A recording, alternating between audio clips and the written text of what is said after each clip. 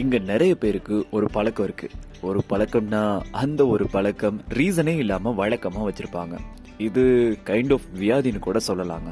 இந்த வியாதிக்கு ஓசிடின்னு பேர் சொல்லுவாங்க. ஃப்ரீ டைம்ல கூகுள் பண்ணி பாருங்க. ஜஸ்ட் கொஞ்ச நேரத்துக்கு முன்னாடி தாங்க கதவை சாத்திருப்பாங்க.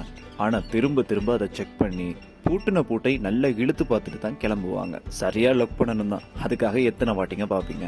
வால்ல இருக்கிற ஃப்ரேம்ஸை மில்லிமீட்டர் பார்த்து அட்ஜஸ்ட் பண்ணிட்டு இருக்கிறது, தேவையில்லாம அடிக்கடி கை கழுவுறது, துவைச்ச ட்ரெஸ் அதனோட லென்த் படி வரிசையா அடுக்கி காய போடுறது, நல்லா கிளீனா இருந்தாலும் திரும்ப திரும்ப அதை துடைக்கிறது, வீட்டுல ஜாஸ எக்ஸாக்டா ஒரே லைன் ஒரே ஸ்பேஸ்ல இருக்கிறது போல அடிக்கடி செட் பண்ணிட்டு இருக்குது, எத்தனை படி ஏறுறோம்னு கவுண்ட் பண்ணிட்டே ஏறுறது, ஃப்ளோர் டைல்ல அந்த எஜ் லைன் இருக்கும்ல அதுக்கு நேரா பாதத்தை வச்சு நடக்கிறது, கலைஞ்சு போயிரும்னு நல்லா தெரிஞ்சாலும் நூல் அளவு பார்த்து சின்ன சுருக்கம் கூட இல்லாம ட்ரெஸ் மடிக்கிறது, அப்புறம் கிச்சன் டோர் துணி இருக்கும், அதை எத்தனை வாட்டி யூஸ் பண்ணாலும் சரியா சதுரமா அத்தனை வாட்டியும் மடிச்சு வைப்பாங்க. சிலர் குறிப்பிட்ட சேர்ஸ்ல மட்டும் தான் உட்காருவாங்க. பாக்குறதுக்கு சேர்ஸ் எல்லாம் சேமா இருந்தாலும் அவங்களுக்கு அந்த சேர் தான் கம்ஃபர்டபுள். மேசையில பேனா பென்சில் எக்ஸாக்டா ஒண்ணுக்கு ஒண்ணு பெரலலா வைக்கிறது, கலர்ஸ் படி கூடையில மறுக்கறி அடுக்கிறது, இப்படி சொல்லிட்டே போலாங்க.